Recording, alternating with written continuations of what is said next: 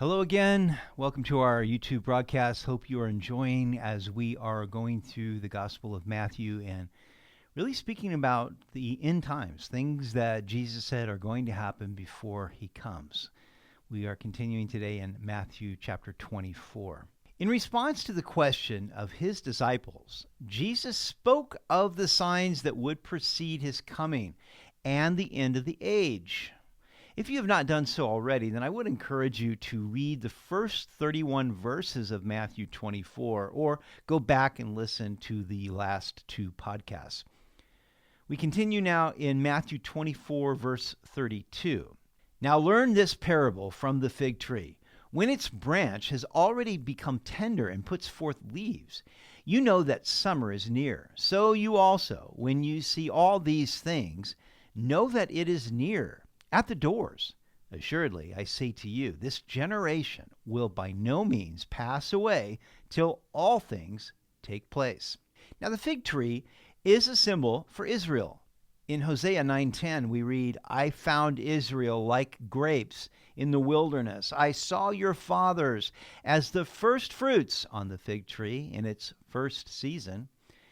When the fig tree branch becomes tender and the leaves start to grow, then it is obvious that summer is near. Likewise, the signs before Christ's coming will be obvious rather than obscure. What did Jesus mean when he said this generation will not pass away till all these things take place?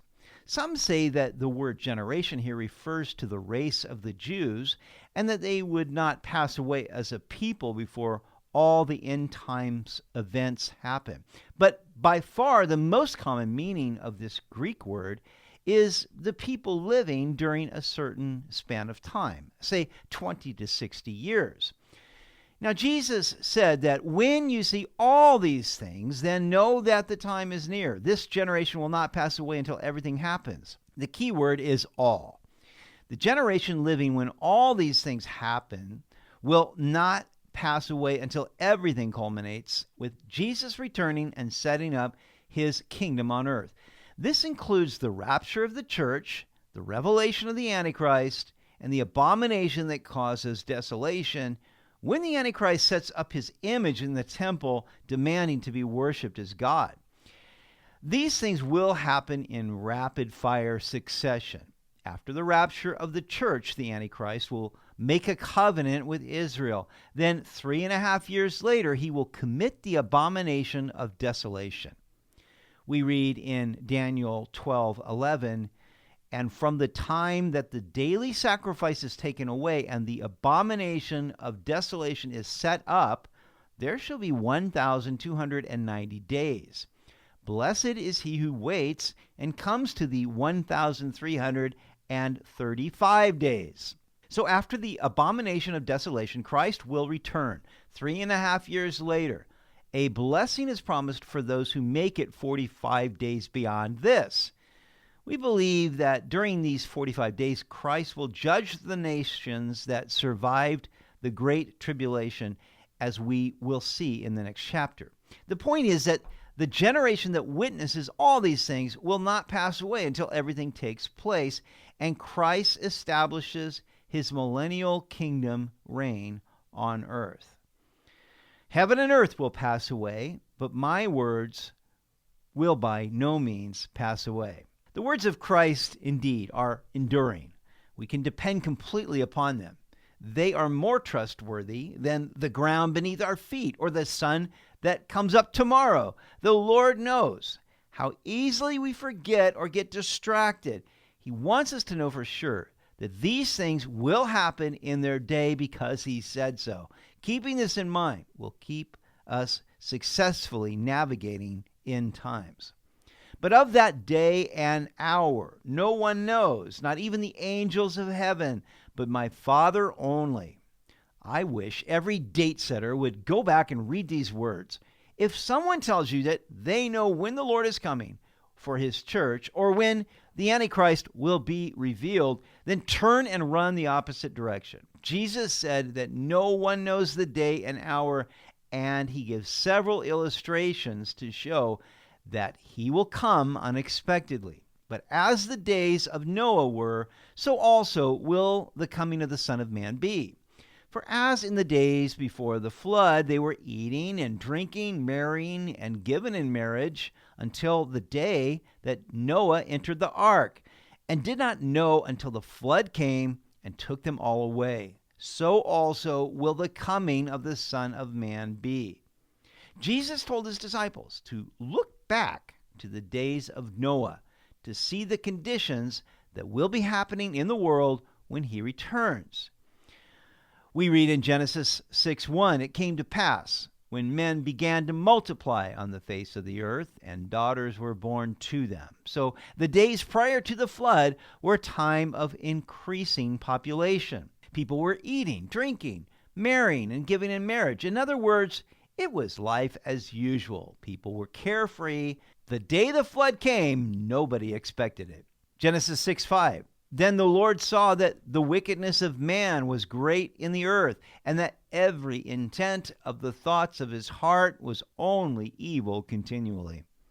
The days of Noah were a time of great moral corruption, where people only thought about evil all the time. Genesis 6:11. The earth also was corrupt before God, and the earth was filled with violence. There was great violence throughout the earth because of the corruption and violence. God decided that he would destroy man, beast, and bird, everything that walked on the earth. Now, the inhabitants of the world did not see this coming, and they were all destroyed. But Noah was a just man who walked with God, and he found favor in the eyes of the Lord. And of course, the Lord rescued him. Jesus said that these will be the same conditions on earth when he comes. So what is the lesson? Since we don't know when Jesus is coming, we must always be prepared to meet him and not be engrossed in this world. Then two men will be in the field. One will be taken and the other left. Two women will be grinding at the mill. One will be taken and the other left. I believe Jesus is speaking here of the rapture of the church. Jesus will rescue his faithful ones, as he rescued Noah and his family. Some will be ready and will be taken, and some will be left behind to endure the tribulation that is coming upon the world. Watch, therefore, for you do not know what hour your Lord is coming. But know this, that if the master of the house had known what hour the thief would come, he would have watched and not allowed his house to be broken into. Therefore, you also be ready, for the Son of Man is coming at an hour you do not expect. Now, watch is the key word here. We cannot let the flesh, the world, or the devil rob us of our heavenly reward. So we should always watch and be ready for his coming. Jesus compares his coming to a thief in the night. Since a thief never announces when he's going to come, we must always watch to protect our goods. Likewise, we must always watch to protect our souls. The Apostle Paul wrote in 1 Thessalonians 5:2, "For you yourselves know perfectly that the day of the Lord so comes as a thief in the night. For when they say peace and safety, then sudden destruction comes upon them as labor pains upon a pregnant woman, and they shall not escape. But you, brethren, are not in darkness, so that this day should overtake you as a thief." We are not in darkness. We are children of the light who walk in the light, so we ought to be watchful. Now, be honest. Do you expect the Lord to come today? I think probably most of us don't. But this would be a good day for the Lord to come because he said he's coming when we do not expect him. If we are always ready, then we have nothing to fear. But many are not ready. They're just living for this world, living it up. If you're not ready, then don't put it off. It is as simple as turning from your sins and from your love of this world and inviting Jesus Christ to be your Savior and Lord, looking for and loving his coming. Who then is a faithful and wise servant whom his master made ruler over his household to give them food in due season? Blessed is that servant whom his master, when he comes, will find so doing. Assuredly, I say to you that he will make him ruler over all his goods. But if that evil servant says in his heart, my master is delaying his coming, and begins to beat his fellow servants, and to eat and drink with the drunkards, the master of that servant will come on a day when he is not looking for him, and at an hour when he is not aware, and will cut him in two, and appoint him his portion with the hypocrites. There shall be weeping and gnashing of teeth. So Jesus said, who is the faithful and wise servant? So some are more wise and faithful than others. The wise servant will give the food to the fellow servants at the proper time. The other servants cannot adequately serve their master unless they are well nourished and equipped. So the servant who is doing his duty when the master returns will be blessed. He'll be rewarded. The master will make him ruler over all his possessions. He's been faithful in a little, he will be faithful in much. But if the servant thinks that his master has delayed his coming, then he mistreats his fellow servants and eats and drinks with the drunkards. He leaves his post and shirks his responsibilities.